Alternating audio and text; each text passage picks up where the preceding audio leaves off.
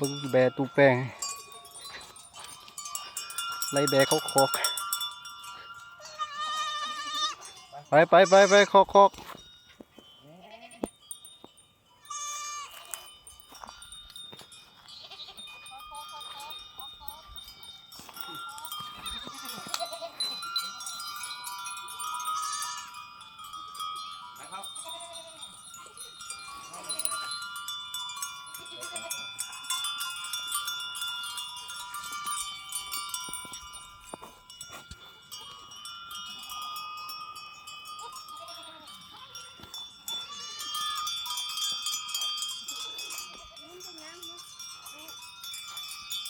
มาก้อนเอาตัวน้ำหมักก้อนออกมาตัวน้ำหมักก้อนเราไปไล่เบนนั้นมาก็มาที่นั้นมันให้เบาเพิ่นนะโลนึงจะตัวเดินนะเบาเพิ่นนะ พวกเจ้าไล่เขารถ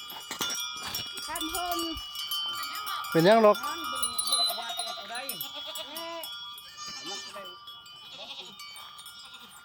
ไปมันเหี่ยวก่อนมันเหี่ยวก่อนมาไปไล่เบนพวกนี้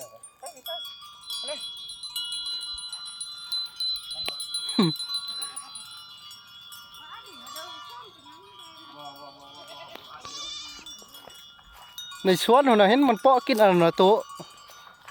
หัวน่ะเห็นมันเปาะกินอยู่หัวน่ะ